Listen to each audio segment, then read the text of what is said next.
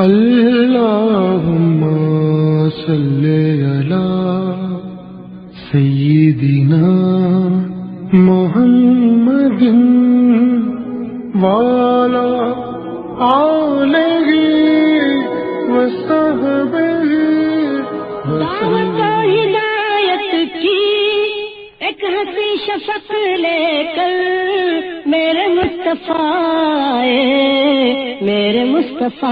آئے کفر کے اندھیروں میں نور کا طبق لے کر میرے مصطفیٰ آئے ایپیسوڈ 68 الرحیق المختوم، اخلاق و اوصاف۔ نبی کریم صلی اللہ علیہ وسلم ایسے جمال خلق اور کمال خلق سے متصف تھے جو بیان سے باہر ہے۔ اس جمال و کمال کا اثر یہ تھا، دل آپ کی تعظیم اور قدر و منزلت کے جذبات سے خود بخود لبریز ہو جاتے۔ چنانچہ آپ کی حفاظت اور اجلال و تکریم میں لوگوں نے ایسی ایسی فداکاری اور جانثاری کا ثبوت دیا جس کی نظیر دنیا کی کسی اور شخصیت کے سلسلے میں پیش نہیں کی جا سکتی۔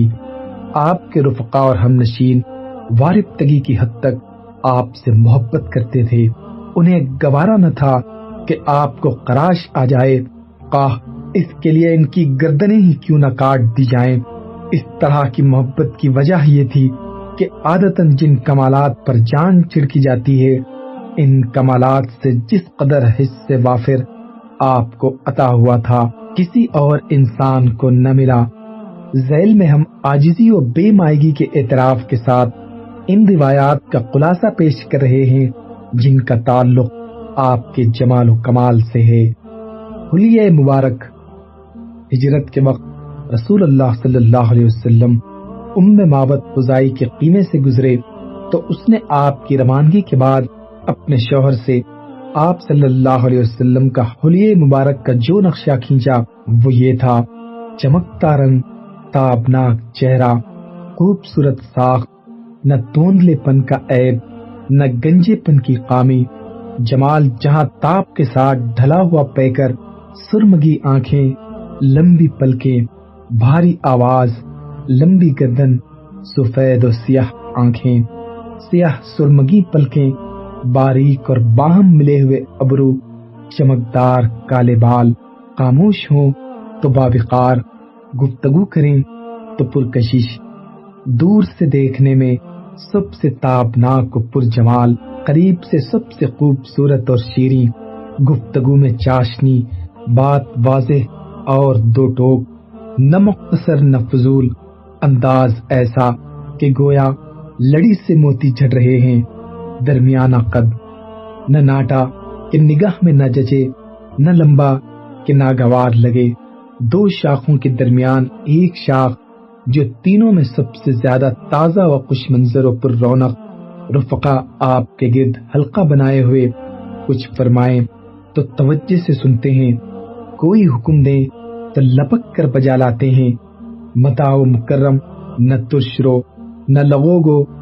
حضرت علی رضی اللہ عنہ آپ کا وصف بیان کرتے ہوئے فرماتے ہیں، آپ نہ لمبے تڑنگے تھے نہ ناٹے کھوٹے، لوگوں کے حساب سے درمیانہ قد کے تھے، بال نہ زیادہ گھنگریالے تھے نہ بالکل کھڑے کھڑے، دونوں کے بیچ بیچ کی کیفیت تھی، رخسار نہ بہت زیادہ پرگوشت تھا نہ ٹھڈی چھوٹی اور پیشانی پست، چہرہ کسی قدر گلائی لیے ہوئے تھا، رنگ گورا گلابی، آنکھیں سرخی مائل، پلکیں لمبی، جوڑوں اور مونڈوں کی ہڈیاں بڑی بڑی، سینے پر ناف تک بالوں کی ہلکی سی لکیر، بقیہ جسم بال سے خالی، ہتھیلی اور پاؤں پر گوشت، چلتے تو قدرے جھٹکے سے پاؤں اٹھاتے اور یوں چلتے گویا کسی ڈھلوان پر چل رہے ہیں، جب کسی طرف ملتفت ہوتے تو پورے وجود کے ساتھ ملتفت ہوتے، دونوں کندھوں کے درمیان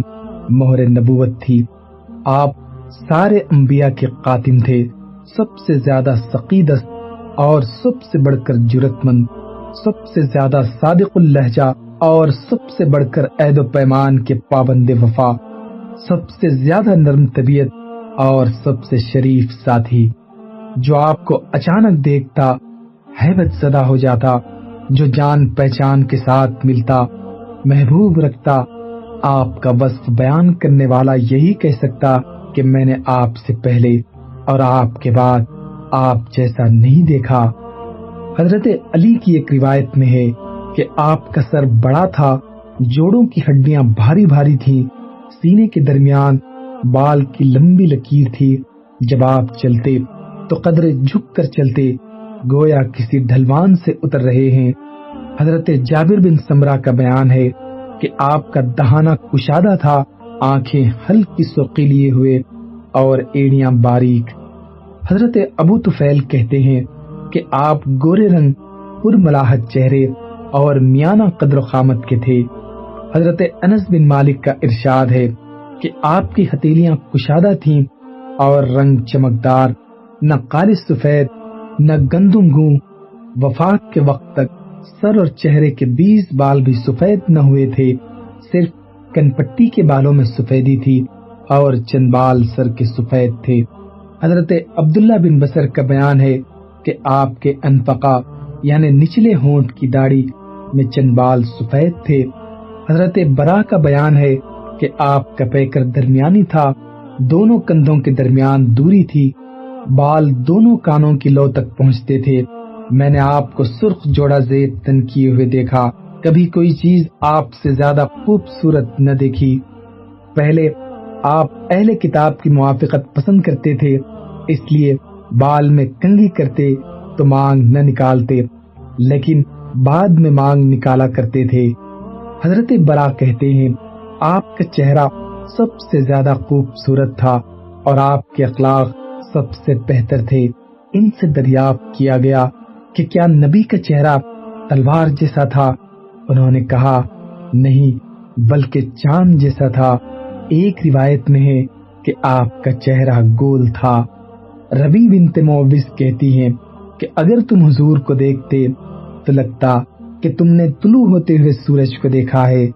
حضرت جابر بن سمرہ کا بیان ہے کہ میں نے ایک بار چاندنی رات میں آپ کو دیکھا، آپ پر سرخ جوڑا تھا، میں رسول اللہ کو دیکھتا اور چاند کو دیکھتا، آخر اسی نتیجے پر پہنچا کہ آپ چاند سے زیادہ خوبصورت ہیں۔ حضرت ابو ہریرہ کا بیان ہے کہ میں نے رسول اللہ سے زیادہ خوبصورت کوئی چیز نہیں دیکھی، لگتا تھا سورج آپ کے چہرے میں رواں دواں ہے، اور میں نے رسول اللہ سے بڑھ کر کسی کو تیز رفتار نہیں دیکھا، لگتا تھا زمین آپ کے لیے لپیٹی جا رہی ہے۔ ہم تو اپنے آپ کو تھکا مارتے تھے اور آپ بالکل بے فکر۔ حضرت کعب بن مالک کا بیان ہے کہ جب آپ خوش ہوتے تو چہرہ دمک اٹھتا، گویا چاند کا ایک ٹکڑا ہے۔ ایک بار آپ حضرت عائشہ کے پاس تشریف فرما تھے اور وہ دھاگا کاٹ رہی تھی، پسینہ آیا تو چہرے کی دھاریاں چمک اٹھیں۔ یہ کیفیت دیکھ کر حضرت عائشہ مبہوت ہو گئی اور کہنے لگی کہ اگر ابو کبیر حضلی آپ کو دیکھ لیتا تو اسے معلوم ہو جاتا کہ اس شیر کے حقدار کسی اور سے زیادہ آپ ہیں۔ جب ان کے چہرے کی دھاریاں دیکھوں تو وہ یوں چمکتی ہیں جیسے روشن بادل چمک رہا ہو۔ ابو بکر رضی اللہ عنہ آپ کو دیکھ کر یہ شعر پڑھتے، آپ امین ہیں، چنندہ و برگزیدہ ہیں، خیر کی دعوت دیتے ہیں، گویا ماہ کامل کی روشنی ہے جس سے تاریکی آنکھ مچولی کھیل رہی ہے۔ حضرت عمر رضی اللہ عنہ زہیر کا یہ شعر پڑھتے جو حرم من سنان کے بارے میں کہا گیا تھا، اگر آپ بشر کے سوا کسی اور چیز سے ہوتے تو آپ ہی 14ویں کی رات کو روشن کرتے۔ پھر فرماتے کہ رسول اللہ صلی اللہ علیہ وسلم ایسے ہی تھے، جب آپ صلی اللہ علیہ وسلم غضبناک ہوتے تو چہرہ سرخ ہو جاتا، گویا دونوں رخساروں میں دانے انار نچوڑ دیا گیا ہے۔ حضرت جابر بن سمرہ کا بیان ہے کہ آپ کی پنڈلیاں قدرے پتلی تھیں اور آپ ہنستے تو صرف تبسم فرماتے، تم دیکھتے تو کہتے کہ آپ نے آنکھوں میں سرما لگا رکھا ہے، حالانکہ سرما نہ لگا ہوتا۔ حضرت عمر بن خطاب فرماتے ہیں کہ آپ کے دانت سب سے زیادہ خوبصورت تھے۔ حضرت ابن عباس کا ارشاد ہے کہ آپ صلی اللہ علیہ وسلم کے آگے کے دونوں دانت الگ الگ تھے۔ جب آپ گفتگو فرماتے تو ان دانتوں کے درمیان سے نور جیسا نکلتا دکھائی دیتا۔ گردن گویا چاندی کی صفائی لیے ہوئے گڑیا کی گردن تھی، پلکیں طویل، داڑھی گھنی، پیشانی کشادہ، ابرو پیوستہ اور ایک دوسرے سے الگ، ناک اونچی، رخسار ہلکے، لبہ سے ناف تک جھڑی کی طرح دوڑا ہوا بال، اور اس کے سوا شکم اور سینے پر کہیں بال نہیں، البتہ بازو اور مونڈوں پر بال تھے۔ شکم اور سینہ برابر، سینہ مستح اور کشادہ، کلائیاں بڑی بڑی، ہتھیلیاں کشادہ، قد کھڑا، تلوے قالی، اعضاء بڑے بڑے، جب چلتے تو جھٹکے کے ساتھ چلتے، قدرے جھکاؤ کے ساتھ آگے بڑھتے اور سہل رفتار سے چلتے۔ حضرت انس رضی اللہ عنہ فرماتے ہیں کہ میں نے کوئی حریر و دیباج نہیں چھویا جو رسول اللہ کی ہتھیلی سے نرم رہا ہو، اور نہ کبھی کوئی عنبر یا مشک یا کوئی ایسی خوشبو سونگی جو رسول اللہ کی خوشبو سے بہتر رہی ہو۔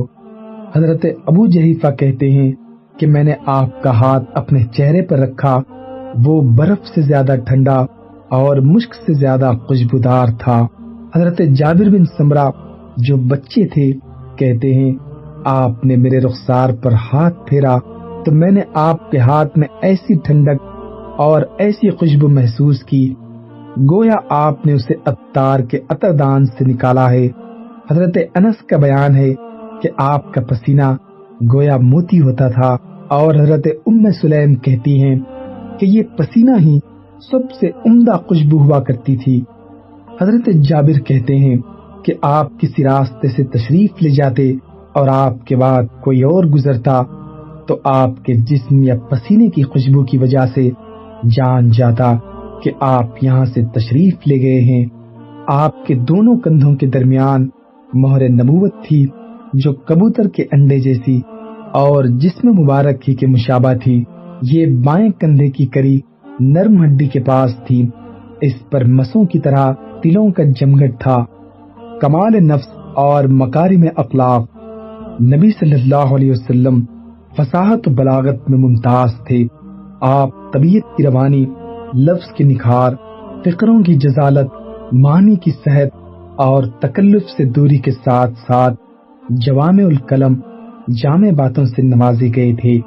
آپ کو نادر حکمتوں اور عرب کی تمام زبانوں کا علم عطا ہوا تھا، چنانچہ آپ ہر قبیلے سے اسی کی زبان اور محاوروں میں گفتگو فرماتے۔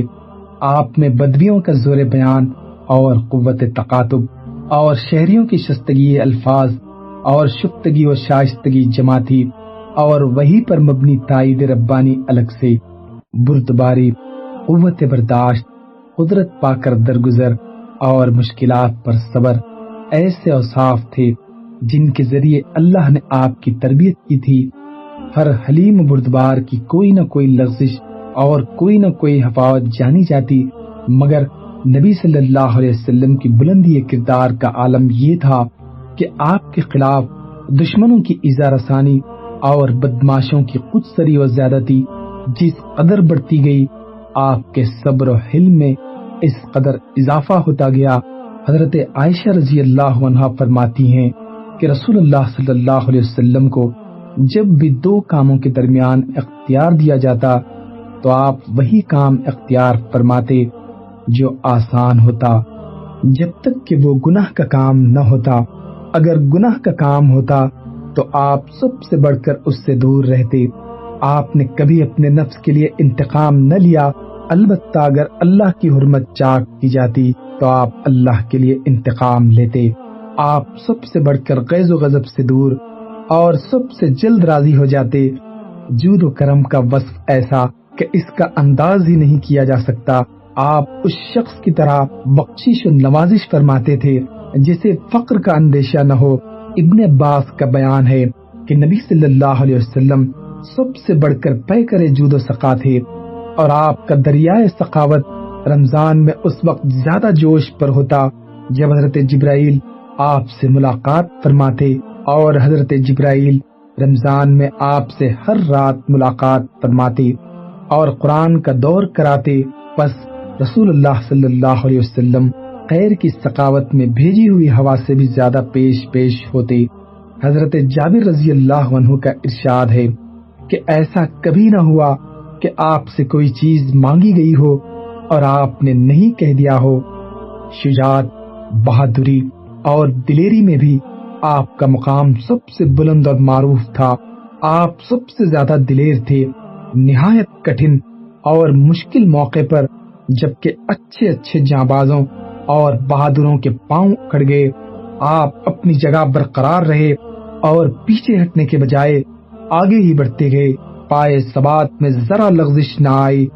بڑے بڑے بہادر بھی کبھی نہ کبھی بھاگے اور پسپا ہوئے ہیں، مگر آپ میں یہ بات کبھی نہیں پائی گئی۔ حضرت علی کا بیان ہے کہ جب زور کا رن پڑتا اور جنگ کے شعلے خوب بھڑک اٹھتے تو ہم رسول اللہ کی آڑ لے لیا کرتے، آپ سے بڑھ کر کوئی دشمن کے قریب نہ ہوتا۔ حضرت انس رضی اللہ عنہ کا بیان ہے کہ ایک رات اہل مدینہ کو خطرہ محسوس ہوا، لوگ آواز کی طرف دوڑے، راستے میں رسول اللہ واپس ہوتے ہوئے ملے۔ آپ لوگوں سے پہلے ہی آواز کی جانب پہنچ کر خطرے کے مقام کا جائزہ لے چکے تھے۔ اس وقت آپ ابو طلحہ کے ایک ننگے گھوڑے پر سوار تھے، گردن میں تلوار حمائل کر رکھی تھی اور فرما رہے تھے، ڈرو نہیں، کوئی خطرہ نہیں۔ آپ صلی اللہ علیہ وسلم سب سے زیادہ حیادار اور پست نگاہ تھے۔ ابو سعید خدری فرماتے ہیں کہ آپ پردہ نشین کماری عورت سے بھی زیادہ حیادار تھے۔ جب آپ کو کوئی بات ناگوار گزرتی تو چہرے سے پتہ لگ جاتا۔ اپنی نظریں کسی کے چہرے پر گاڑتے نہ تھے، نگاہ پست رکھتے تھے اور آسمان کی بنسبت زمین کی طرف نظر زیادہ دیر تک رہتی تھی۔ عموماً نیچی نگاہ سے تاکتے تھے۔ حیا اور کرم نفس کا عالم یہ تھا کہ کسی سے ناگوار بات رو در رو نہ کہتے اور نہ کسی کی کوئی ناگوار بات آپ تک پہنچتی تو نام لے کر اس کا ذکر کرتے، بلکہ یوں فرماتے کہ کیا بات ہے کہ کچھ لوگ ایسا کر رہے ہیں۔ فرزدق کے اس شعر کے سب سے زیادہ صحیح مصداق آپ تھے۔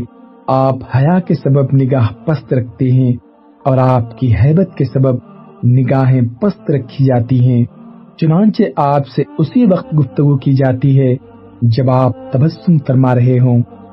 آپ سے زیادہ عادل، پاک دامن، صادق اللہجہ اور عظیم الامانہ تھے۔ اس کا اعتراف آپ کے دوست و دشمن سب کو ہے۔ نبوت سے پہلے آپ کو امین کہا جاتا اور دور جاہلیت میں آپ کے پاس فیصلے کے لیے مقدمات لائے جاتے۔ جامع ترمذی میں حضرت علی سے مروی ہے کہ ایک بار ابو جہل نے آپ سے کہا، ہم آپ کو جھوٹا نہیں کہتے، البتہ آپ جو کچھ لے کر آئے ہیں اسے جھٹلاتے ہیں۔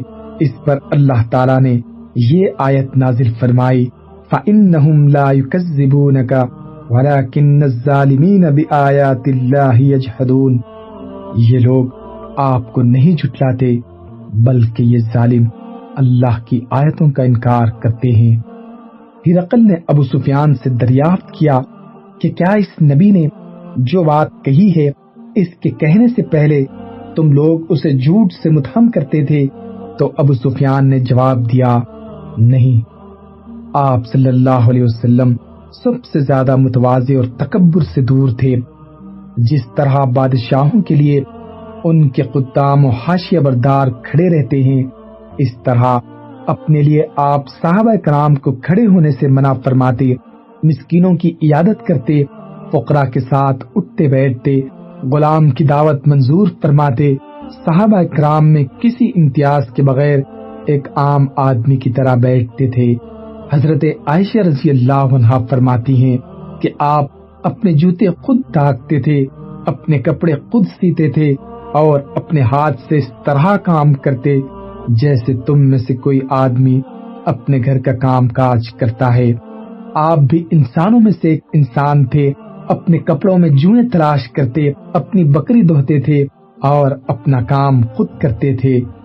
آپ صلی اللہ علیہ وسلم سب سے بڑھ کر عہد کی پابندی اور صلح رحمی فرماتے، لوگوں کے ساتھ سب سے زیادہ شفقت اور رحمت و مروت سے پیش آتے، رہائش اور ادب میں سب سے اچھے تھے، آپ کا اخلاق سب سے زیادہ کشادہ، بدخلقی سے سب سے زیادہ دور النفور تھے، نہ عادتاً فحش گو تھے، نہ باتکلف فحش کہتے تھے، نہ لعنت کرتے تھے، نہ بازار میں چیختے چلاتے تھے، نہ برائی کا بدلہ برائی سے دیتے، بلکہ معافی اور درگزر سے کام لیتے، کسی کو اپنے پیچھے چلتا ہوا نہ چھوڑتے، اور نہ کھانے پینے میں اپنے غلاموں اور لونڈیوں پر ترفع اختیار فرماتے، اپنے خادم کا کام خود ہی کرتے تھے، کبھی اپنے خادم کو اف نہیں کہا، نہ کسی کام کے کرنے یا نہ کرنے پر عطاب فرمایا، مسکینوں سے محبت کرتے، ان کے ساتھ اٹھتے بیٹھتے اور ان کے جنازوں میں حاضر ہوتے،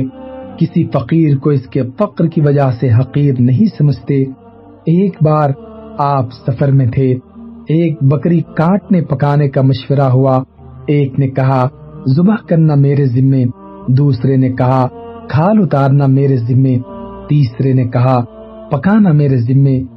نبی صلی اللہ علیہ وسلم نے فرمایا لکڑی جمع کرنا میرے ذمے۔ صحابہ نے عرض کیا ہم آپ کا کام کر دیں گے۔ آپ نے فرمایا میں جانتا ہوں تم لوگ میرا کام کر دو گے، لیکن میں پسند نہیں کرتا کہ تم پر امتیاز حاصل کروں، کیونکہ اللہ اپنے بندے کی یہ حرکت ناپسند کرتا ہے کہ وہ اپنے آپ کو اپنے رفقا میں ممتاز سمجھے۔ اس کے بعد آپ نے اٹھ کر لکڑی جمع فرمائی۔ آئیے ذرا ہند بن ابی حالہ کی زبانی رسول اللہ کے اوصاف سنیں۔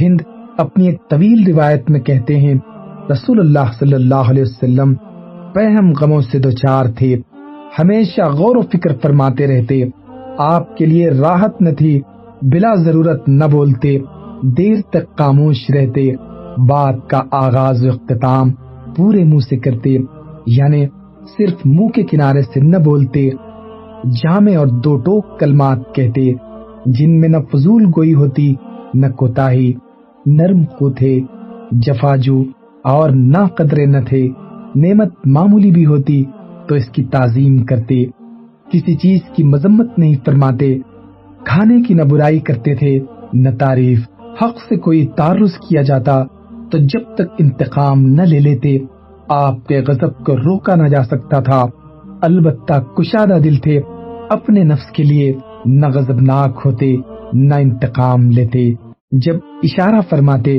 تو پوری ہتھیلی سے اشارہ فرماتے اور تعجب کے وقت ہتھیلی پلٹتے، جب غضبناک ہوتے تو رخ پھیر لیتے اور جب خوش ہوتے تو نگاہ پست فرما لیتے۔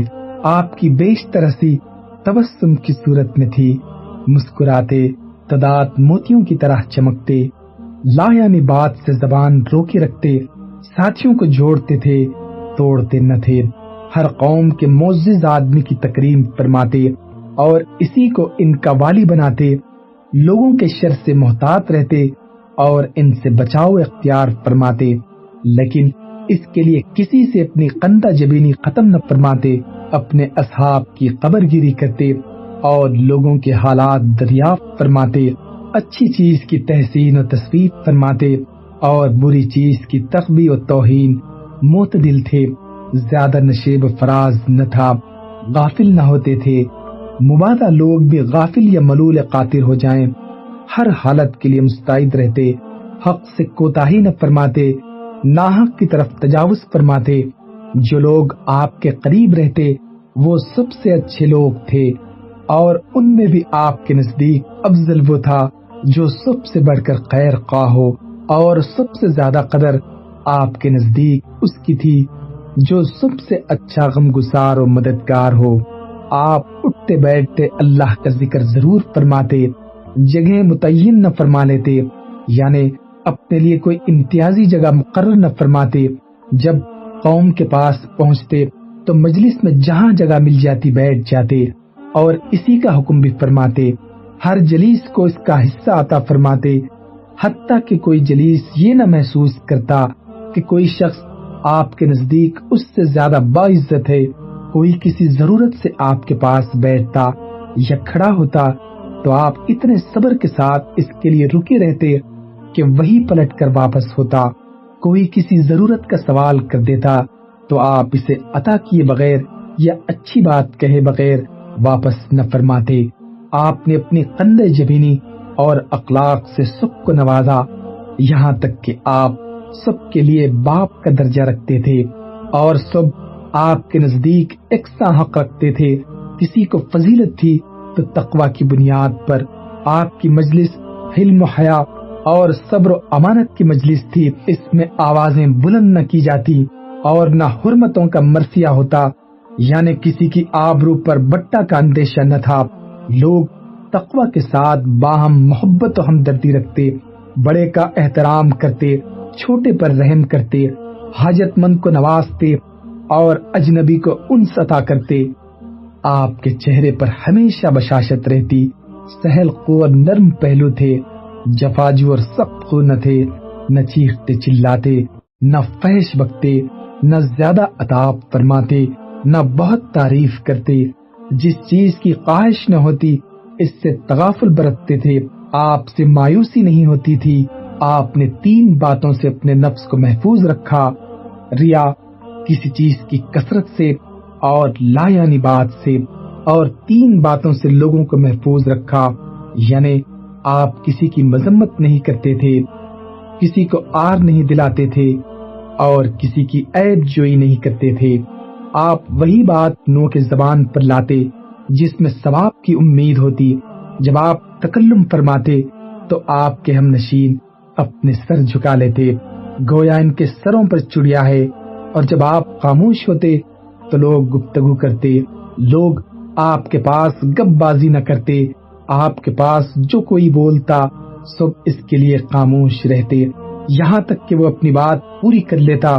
ان کی بات ان کے پہلے شخص کی بات ہوتی، جس بات سے سب لوگ ہنستے اس سے آپ بھی ہنستے، اور جس بات پر سب لوگ تعجب کرتے اس پر آپ بھی تعجب کرتے۔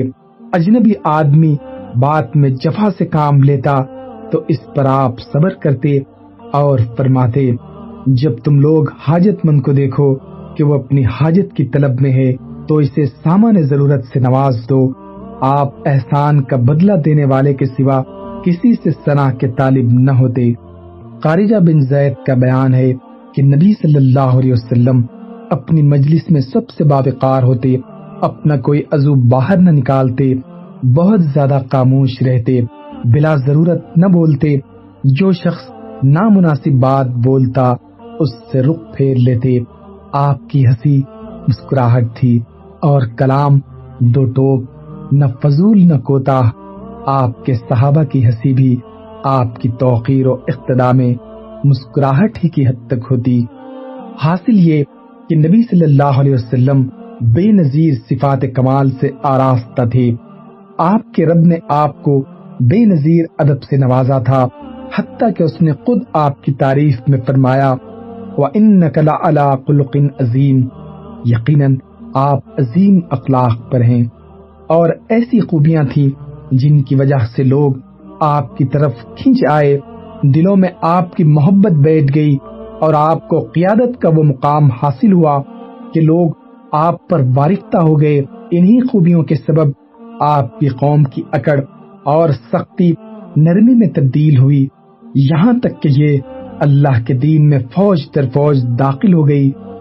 یاد رہے کہ ہم نے پچھلے صفحات میں آپ کی جن خوبیوں کا ذکر کیا ہے وہ آپ کے کمال خلق اور عظیم صفات کے مظاہر کی چند چھوٹی چھوٹی لکیریں ہیں، ورنہ آپ کے مجد و شرف اور شمائل و قصائل کی بلندی اور کمال کا یہ عالم تھا کہ ان کی حقیقت اور تہ تک نہ رسائی ممکن ہے، نہ اس کی گہرائی ناپی جا سکتی ہے۔